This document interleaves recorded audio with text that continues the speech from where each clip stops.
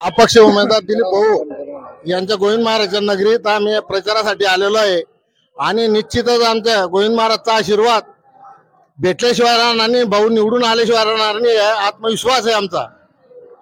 चिठ्ठी हे चिन्हावर सर्वांनी मतदान करावं ही आग्रहाची विनंती. आज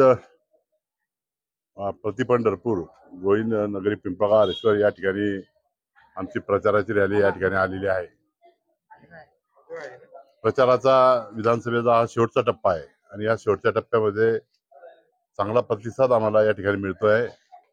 आज या पिंपळगाव गावामध्ये सर्व कार्यकर्त्यांचा सोबत घेऊन आम्ही रॅलीच्या माध्यमातून मतदारांची भेटी घेत आहोत.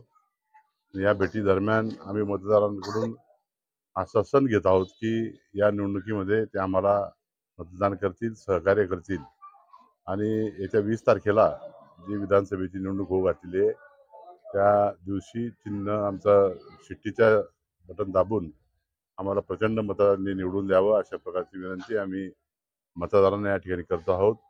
मला खात्री आहे की पिंपळगाव हरेश्वर आणि परिसर या परिसरातून मला प्रचंड असा पाठिंबा या ठिकाणी मिळत आहे.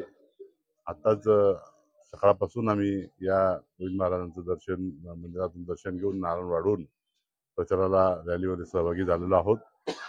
मला खात्री आहे की 2024 विधानसभा आम्ही जिंकणार.